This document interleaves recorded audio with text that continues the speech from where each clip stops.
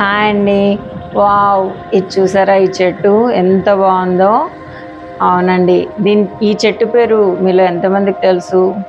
ఇది చూడ్డానికి చిన్న చిన్న కాయలు ఉన్నాయి కదా, దీన్ని వాక్కాయ అంటాం. ఇది ఆషాఢ మాసంలో ఖచ్చితంగా తినాలి అంటారు. మరి ఈ కాయల్ని మనం ఎలా తినాలి అంటే, మనం చక్కగా పప్పు చేసుకోవచ్చు అండ్ పచ్చడి కూడా చేసుకోవచ్చు.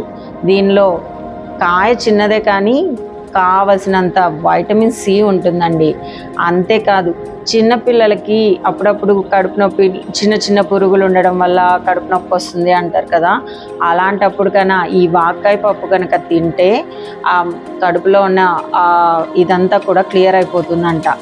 అంతేకాదు, కాయ చిన్నదే కానీ దీనిలో ఎనర్జీని ఇచ్చే క్యాలరీస్ చాలా ఎక్కువగా ఉన్నాయండి. అందుకే ఎప్పుడైనా మనం ఇంట్లో ఎక్కువ పని చేయాలనుకున్నా, బాడీకి ఎనర్జీ ఎక్కువ కావాలనుకున్నా ఈ వాక్కాయ పప్పుని ట్రై చేయండి. అప్పుడు మన బాడీకి కావాల్సినంత ఎనర్జీ తోటి మనం అన్ని పనులు చేయగలుగుతాం.